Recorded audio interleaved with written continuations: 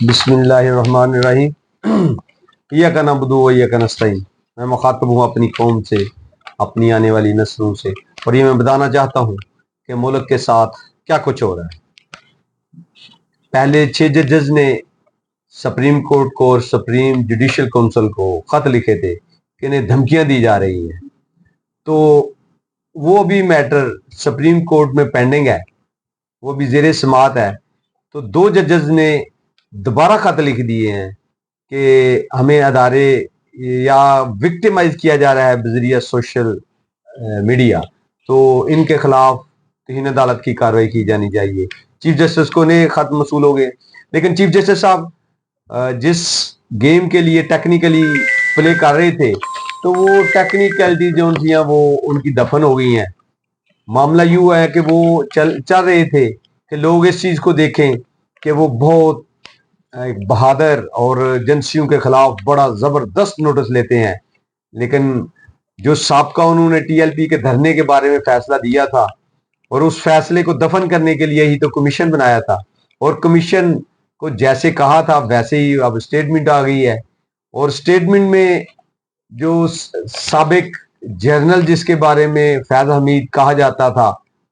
سابق retire general جس کو کہا جاتا تھا کہ یہ ملوث ہے ٹی ایل پی کے دھرنے کروانے میں اور ان کو بھیجنے میں، وہ سارا ایشو دفن ہو گیا ہے، اور یہی قاضی فیض عیسیٰ صاحب چاہتے تھے کہ وہ دفن ہو جائے۔ اب جو سپریم کورٹ کے ججز نے نیا فیصلہ دے دیا ہے مخصوص نشستوں کے بارے میں کہ مخصوص نشستیں آئین کے مطابق اس بندے کو ملتی ہیں، اس پارٹی کو ملتی ہیں جنہوں نے جنرل الیکشن میں سیٹیں جیتی ہوں، اور وہ تناسبت کے لحاظ سے ملتی ہیں، جو کہ تقریباً 78 سیٹیں ہیں، 78 سیٹیں ہیں جو پی ٹی آئی کو مل گئی ہیں۔ اور ان سیٹوں کے ملنے کی وجہ سے عام عوام بھی یہ سمجھ رہی ہے، پبلک بھی یہ سمجھ رہی ہے کہ عدلیہ نے جو انگڑائی لی تھی آزادی کے لیے وہ ممکن ہو گئی ہے، کیونکہ اگر یہ سیٹیں واپس نہ ہوتی تو عوام کے ذہن میں یہ ایک مبہم ہی رہنا تھا کہ عدلیہ اپنی آزادی کے لیے زور لگا رہی ہے یا آزادی چھین رہی ہے، کیونکہ پہلے یہی سپریم کورٹ تھے جس نے کسی کے کہنے پہ اور ذاتی مفاد کے لیے، جس میں ہمارے چیف جسٹس آف پاکستان خود بیٹھے ہوئے تھے، اور وہ بیٹ چھین لیا تھا پی ٹی آئی سے، اور ان کو یہی پتا تھا کہ بیٹ چھیننے سے عمران خان چھن جائے گا، اس کا کوئی نام و نشان نہیں رہے گا۔ لیکن کیونکہ قوم جان چکی ہے کہ ملک کے ساتھ کون کیا کر رہا ہے، اس لیے عوام نے 8 فروری کو 13 جماعتوں کو اور ان کے جو بڑے ہی طاقتور ادارے محافظ تھے،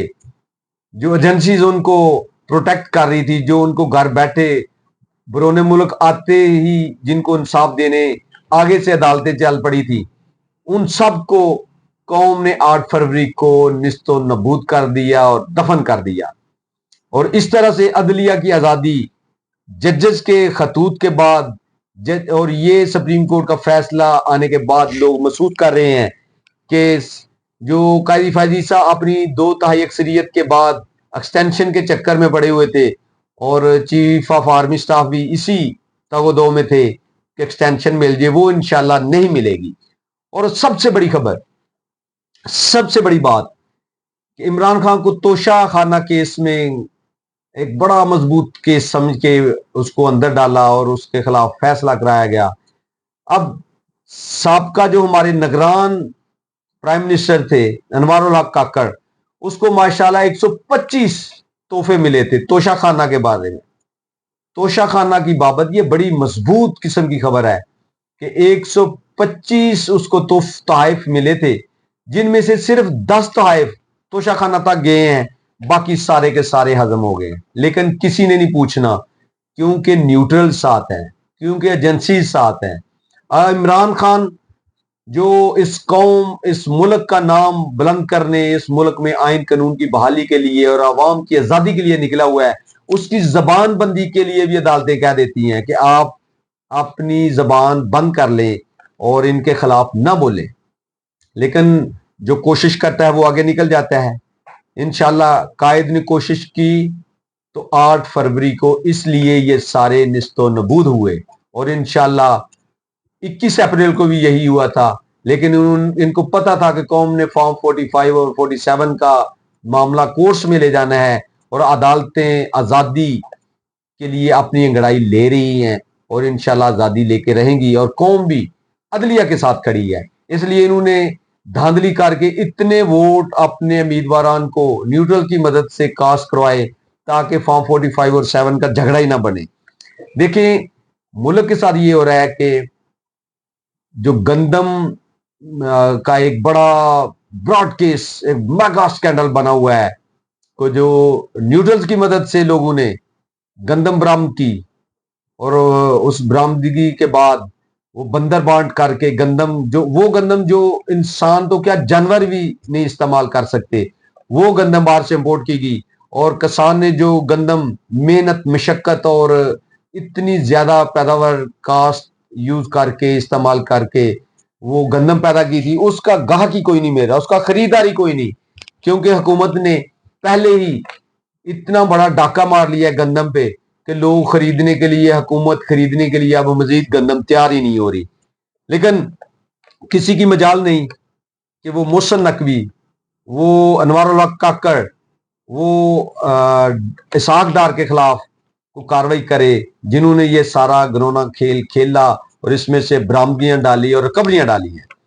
دیکھیں جو موجودہ سپریم کورٹ کا فیصلہ آیا ہے، اس کے مطابق اب صدر، وزیر اعظم اور اسپیکر یہ فارغ ہو گئے ہیں، ان کو دوبارہ الیکشن میں جانا پڑے گا، اور جب یہ دوبارہ جائیں گے تو انشاءاللہ عوام، انشاءاللہ پی ٹی آئی کے ٹائیگرز